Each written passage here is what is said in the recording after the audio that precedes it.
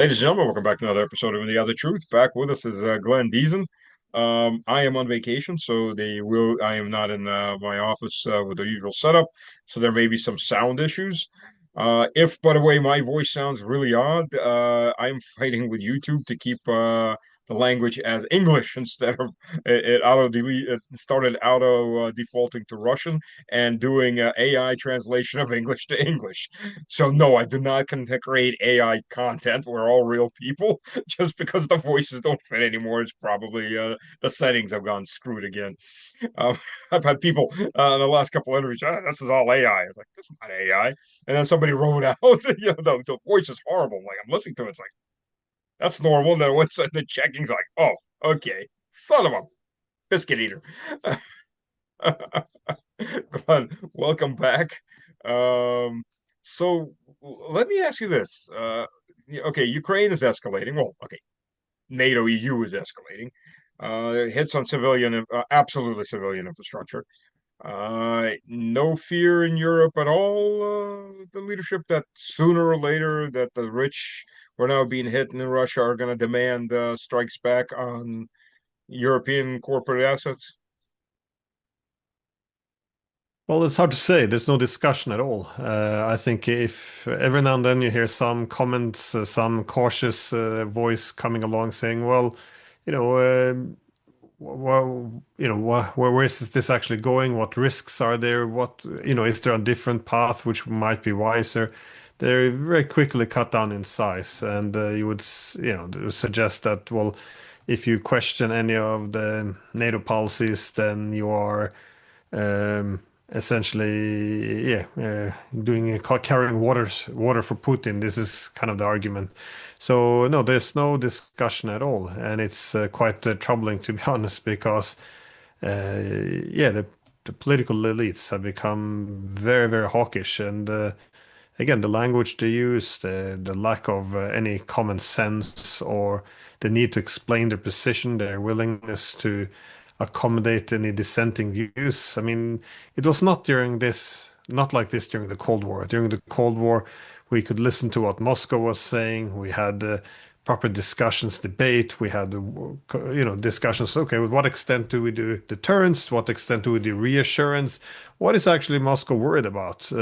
How can we, reduce Moscow's fears without emboldening it? Perhaps, you would have competing perspectives. There's none of that today. It's just whoever is hungry for war, that's one side, and the others are traitors. That's it. There's no discussions, and and you can kind of see where this is headed. So it's quite troubling. You know, anybody actually wants to wage war and win. You know, not just fantasize about it in in your mother's basement, behind a keyboard. Anybody that's actually seriously contemplating that, one of the key issues is know your enemy. I mean, we had this commentary written by Sun Tzu back 2,500 years ago. If you know yourself and you don't know your enemy, you'll win half the time. If you don't know yourself, if you know don't know yourself but you know your enemy, you'll win half the time. If you don't know yourself or your enemy, you'll never win.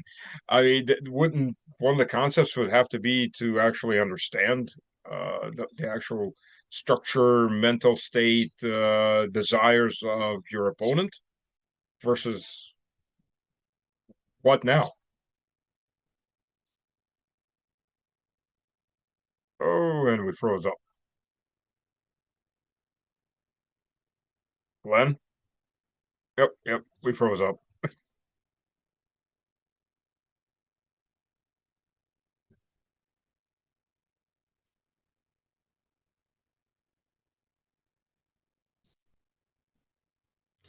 Hello, dear friends. Just want to remind you, if you like this video or you like what you hear, click like, subscribe if you haven't subscribed yet. Send it to your friends. Let's grow this channel. Maybe we can finally hit it up to 100,000. That'd be a good round number for the summer. So let me know. Leave some comments and give a thumbs up. So look forward to seeing you in the next video. Cheers.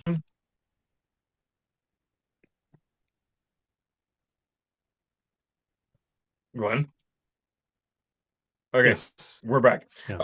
So from my previous questions on Sun Tzu. So what are the Europeans thinking? I mean, if shouldn't they try to understand their opponent if they want to win, if that's their aim? Yeah, no, that that would make sense. I always make the point that, if you say something, well, you should understand what the Russians want, and they say, oh, well, if you try that, that's pro-Russian, they say, and you can't be pro-Russian. They never explain exactly what pro-Russian mean, but uh, yeah, but essentially, no, there's no trying to unpack the other side. And again, it doesn't matter if one loves Russia or hates Russia. What is the difference? You should either know. You should put yourself in the shoes of the other side. Again, this is the kind of the point of departure in security studies as well. If you have Yeah. countries that in conflict, how do you resolve it? Well, first you put yourself in the shoes of the opponent. If you want peace, that's what you have to do. First of all, you have to put yourself in their shoes, find out what are their main security concerns, how can you seek to mitigate these competing security concerns, or manage the competition, whatever it is. If you want to defeat them, you also have to know what is the main concern, what is it that motivates. Again, but there's none of the sort, and so no, it's hard to say. I often, when I was teaching security strategy as well, I used to always teach my student, well, not teach, but tell my students, don't hate your opponents. It tends to cloud your judgment.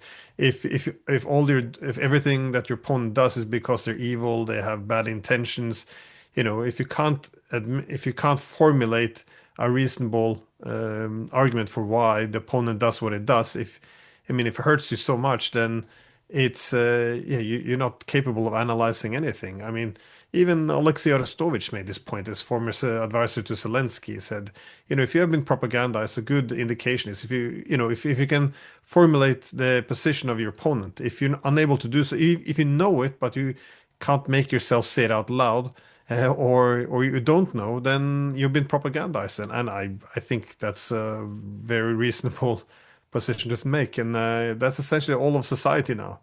There is no the yeah there's no trying to understand the opponent.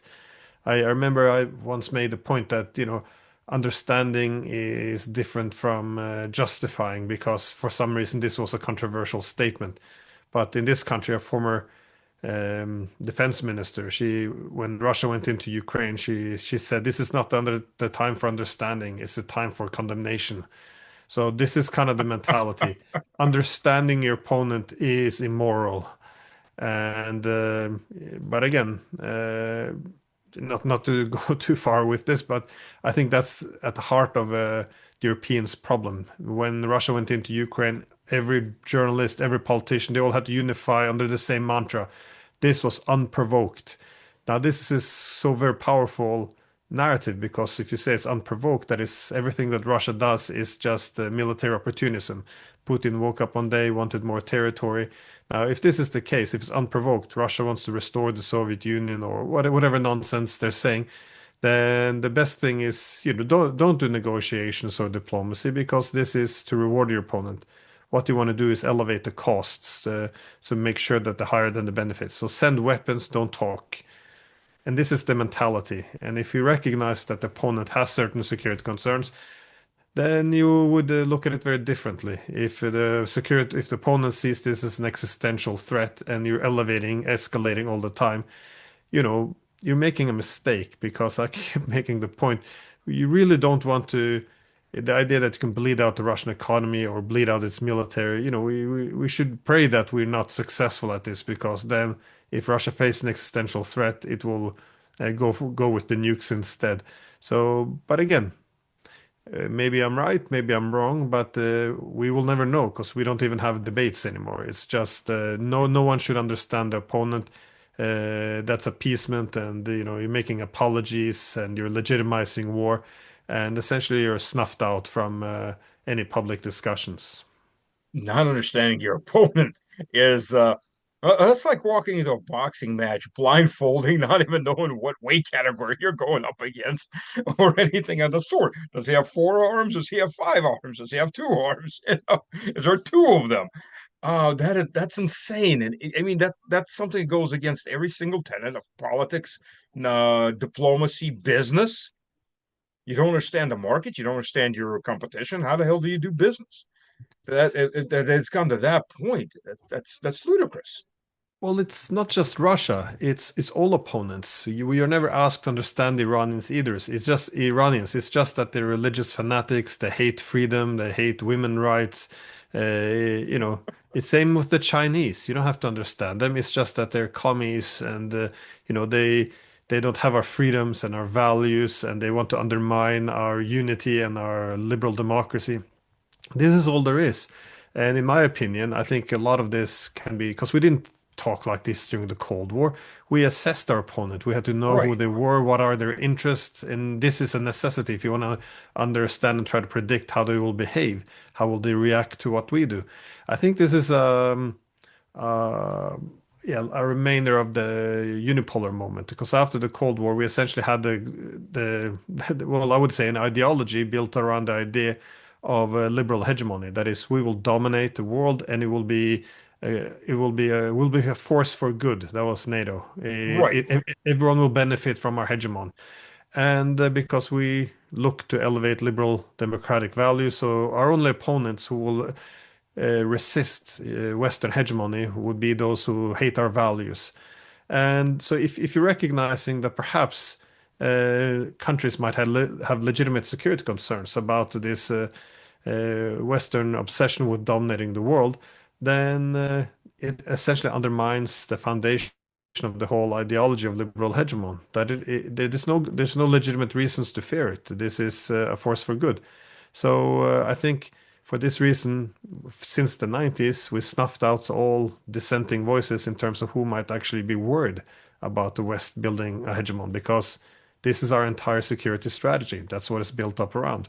Not managing security competition, not taking the security concerns of the opponent into consideration, but dominating, and that dominance will be a force for good. And this is still the thinking. Okay. So I understand that. But at the end of the day, okay, we take 1984 as a good model. It's got much worse than that, but take 1984. We had the 10 minutes of hate where the crowd comes out there and screams whatever the target of the hate for of the uniparty is at that moment. And that's fine if that's how you're running your society for the plebes, if you wish to call it that. But for the elites that actually have to make the decisions, have they all bought into the same thing at this point? Because if they have, that's absolutely insane. Yes, no, it is insane. But but Short, it's concise answer. yeah, no, well, I but there's a weakness in the human nature as well. That is, you know, human beings are a group animal. The individual could be rational, but when you have that group psychology, it can be quite overwhelming. And when you have an ideology about why no one has legitimate concerns for what you do, it can be quite overwhelming of the rational individual, but also the way dissent is stifled. I mean, if everyone around you, all politicians, all journalists, all say exactly the same, that there is no legitimate concern, then the individual tends to adjust to the group. And you know, I've spoken to former diplomats, politicians who say, yeah, kind of, this is problematic. You know, we did discuss these things in the 90s that something like this would happen. They don't say it in public because they will be crucified. So, you know, I know very well what happens when you say it out loud because that's what I've done in this country, and you get completely destroyed. You have no journalist will ever ask you a question besides whether or not you're taking money from the Kremlin. Um, you have politicians calling for the use of security services against you. You have you know, colleagues turning against you, putting in op-eds about you in the papers. You will have government NGOs, you know, sent after you to cancel every event you speak at, to yeah, send letters to your university, try to have you fired. You know, to smear pieces, online campaigns. I mean, all of this. I've done so many rounds of this now. It's getting old. So no, people have good reasons why they want to be a bit careful to utter themselves and will try to speak for common sense in the public realm. It can become quite dangerous. I'm going to take it that Soviet studies or Sovietology that was all over. Almost every major university had their own little department, Soviet studies, which basically was Russian studies. So translated in modern Russian studies is non-existent anymore.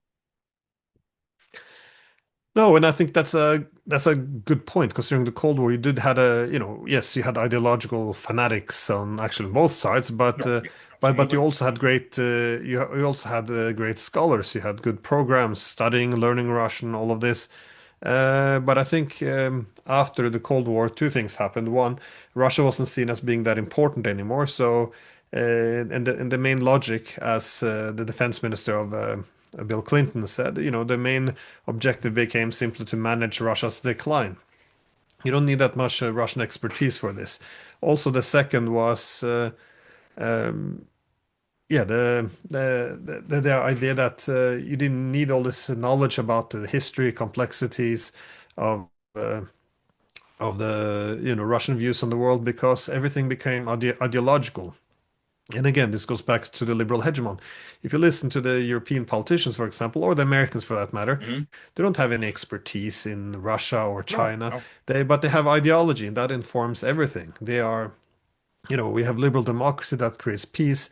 Our opponents, they do not. They want to hold on to power. They're authoritarian, and that's why we have conflict. This is kind of the liberal democratic peace thesis, and this is that guides everything. You don't need to know anything anymore because it's good values versus bad values. If the good values do compromise with the bad values, that's called appeasement. So you create peace when the good values triumph over the bad ones.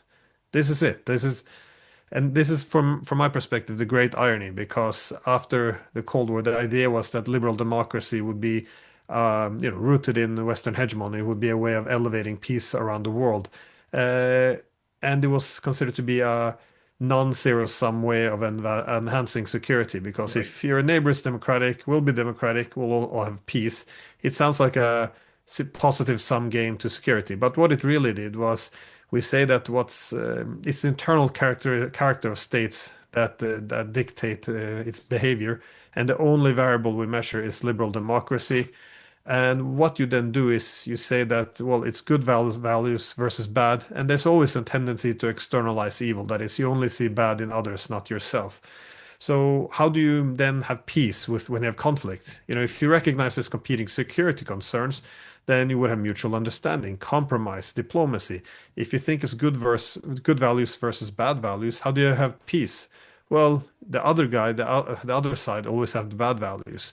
So it's a bit like a religious fanatic. How do you deal with your opponent? Well, one, you can contain them, and that's kind of what NATO does, or you can convert them, try to make them into liberal democracies, or you can destroy them. That's it. Those are your three options. And we couldn't convert the Russians, we say, and now we can't contain them. So I think it's heading towards the trying to destroy, and I don't see that happening either. So I think, yeah, we some of our main problems, I think, in the West, it comes from us. We again, not even being able to discuss the security concern problem, the most basic thing. If you can't do this, you really need to ask some very basic question, but we can't do that. I mean, yes, Russia also has its problems, but you should always be able to look at yourself in the mirror, and we do not do that at all, and that's a huge problem. It sounds like the Albigensian crusade in 1209 when the heretics are mixed in. They're ruling the cities, but they're mixed in with the Catholics. And the Crusaders were asking, well, how do we know who we're killing if we're killing the heretics or the Crusaders? And the church answered back, kill them all. God knows his own. That kind of feels like that same. What do we need to understand? Or just kill them all. But that's not an option either. Well, not an No, option they and can actually make for real, realize. Let me phrase that.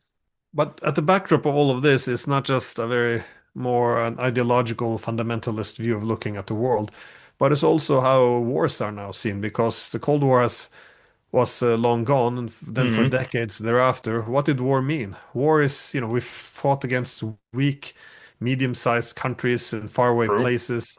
It meant that, for example, look at Iraq. That was a big one, but still, the US could essentially shape the battlefield. It could build up troops all around Iraq. Well, first sanction it, starve it for yeah, a decade, and then surround it with troops, build up exactly the favorable position, and then attack.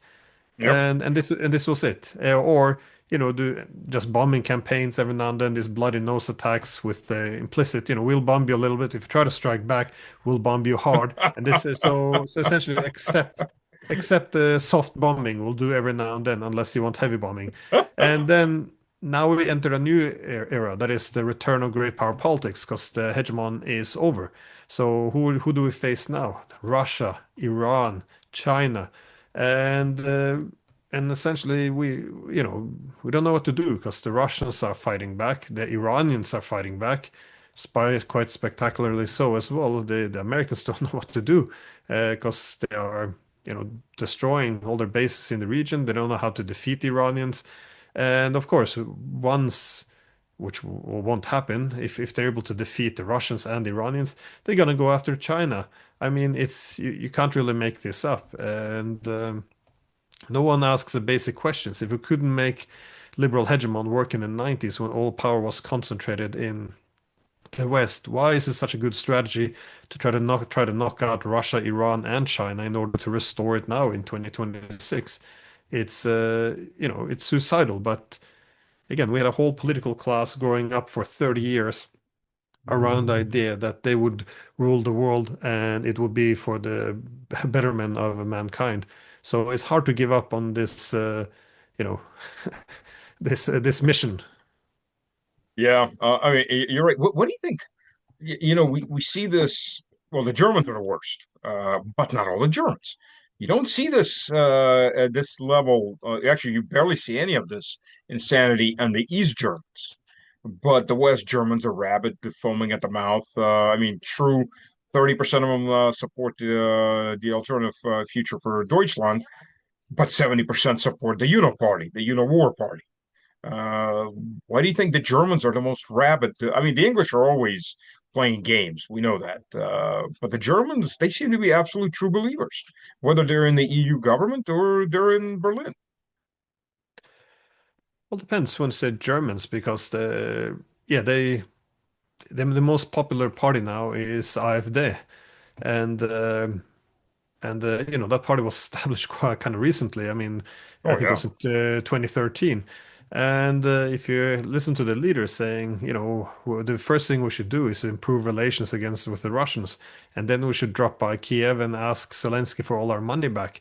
This has been a disaster. So I don't think it's all the Germans, but I do think that the German government, yeah, is completely out of control. And you kind of see this now with with Merz. I mean, he's the most unpopular leader now in Europe, and he's competing with people like Macron and Starmer, which is it's quite a horrible prize to hold. So it's not as if the Germans are all happy with who they have the leading them either. So no, it's yeah, very dangerous situation to put themselves in. But the German elites, I mean, okay, so the average German on the street, he may not realize, or he may think that things are going to take care of without ever expanding that point. But the German elites, I mean, look, a prime example is the CEO of Rheinmetall. So back in 23, when Rheinmetall said they were going to send their tanks, he comes out with, we're going to send 88 Leopard 1s and we're going to send 14 Leopard 2s. 88, 14 are prime neo-Nazi symbols. 8, eighth letter being H, Heil Hitler, and 14th being the 14 words of Hitler's purity speech. This is as big of a signal as you can send, who you represent. And this is what we call the cream of society, in at least for the West Germans. Well, I'm not sure what's happening in Germany anymore. I think that there's some panic because, again, I think their entire economic model, development strategy, the whole post-war identity was tied up to a model which is gone. That is, as they said during the Cold War, the Germans kind of recognized that their um, the rise or power or history that it would always be distrusted in Europe. So it was made always clear that German power had to be always clothed in the mantle of Europe. That is, it had to always stand on two pillars. That is on NATO and the EU. As long as the Germans clothe themselves in the clothing of Europe, then it would be okay. Then they would, this was at the heart of their their positive development, which their rise wouldn't terrify the other Europeans. Ironically, it's Otto von Bismarck who once made a comment that the people who use the word Europe, they use it because they do not dare to say it in their own name. And I think that's what the Germans have done as well. Anyways, what we see now is that the liberal hegemonic moment has come to an end. What's happening? Well, NATO probably won't survive this. At least it's not going to exist the way it did before. The Americans will have different interests. Even if they still want to be in Europe, the interests of the Europeans and Americans will diverge more and more. So far, the European goal or strategy has simply been to, well, let's make ourselves more valuable for the Americans by being more obedient in terms of being used as frontline states, in terms of accepting more unfavorable economic deals, in terms of politically, submitting themselves more to Washington. But this is a very temporary solution because all that Europe is doing is making itself weaker and weaker, and this is, of course, just making America less interested in Europe. So Europe is on this one. Well, NATO is not going to last. The relationship with Americans is going to go worse and worse. And then you have the EU, and this isn't going to last either.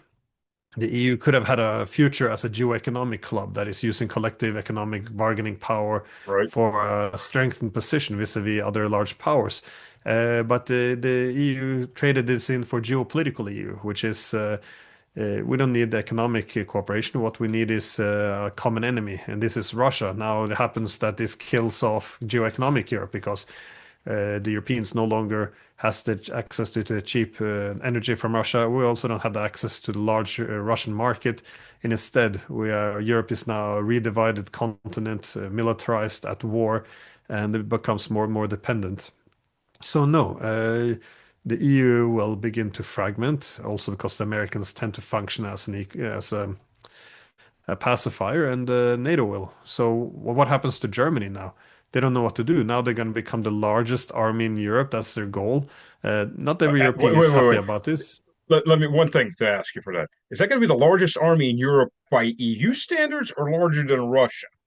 Yeah, when they say Europe, they mean EU. They Okay, forget. okay. Yeah, but That's but here's easier the than problem. getting the other goal. Yeah, but only a few years ago now, Germany was a different country. It was the one who'd learned from World War II.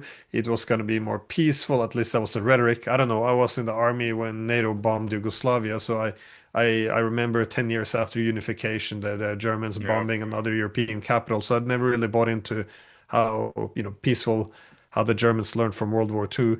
I saw, a different rhetoric. I remember there for.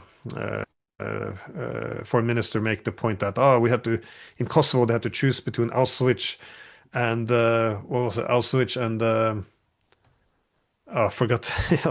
Anyways, and they decided yeah, well in Kosovo they said well it was our special responsibility to act. So you I know remember that. power, the distribution of power tends to dictate ideas. And so for the Yes. Germans throughout the Cold War, they said our brutal genocidal history was a reason why we had to be constrained. And then after the Cold War, when there was no constraint on Germans, they said, oh, actually, our genocidal history gives us, he said, a special responsibility to prevent it from happening other places. By So now committing it. instead of constraining the Germans, this was used now as a reason why they had to act more forcefully. So, this is how countries work. They will find their own reasoning. You're right. Humanity is nothing if not a master of reasoning, especially when it comes to committing sins that it needs to reason out as actually being good things. But if I Uh, can jump in there, if you want to look at yeah. German history, because, yes, you can say it's different periods, different ideas, values, identities. But if you look now the war with Russia, and especially the Germans, how they're managing Ukraine, how much consistency there is in history, because if you go back to World War One, the the peace deal that well essentially took Russia out of the war, the Russian Yeah, Empire, Breslavia, yeah, Brest-Litovsk. Litovsk. Uh, Yeah, yeah, this was framed in Germany as, oh, we were going to help the Ukrainians. We're going to, give them freedom from the Russians. This whole idea. But every historian, well, more or less every historian, there's a very wide consensus that the Germans were simply not giving, acting out of altruism, helping freedom of Ukrainians. They were looking to build a Slavic proxy on the outskirts of the German Empire, something hmm that could be used against Russia. Then you saw World War II, more or less the exact same thing. They began to cultivate Ukrainian nationalists who saw Russia as the empire that would prevent its independence and sovereignty, and essentially aligned with them. And again, Germany would help Ukraine, but really building a proxy they can be right, used. And now, of course, we're back at this. That is NATO claiming, oh, we want to help Ukraine. But at every turn, we see what was done. When they toppled the government, they toppled Yanukovych, they didn't have support by most Ukrainians. Even BBC acknowledged this. At every turn, undermine every peace deal, every election. Keep in mind, 2019 was a peace platform of Zelensky. yes, They undermined this as well. And even now, they see the vast majority of Ukrainians wants peace talks to put a quick end to this war.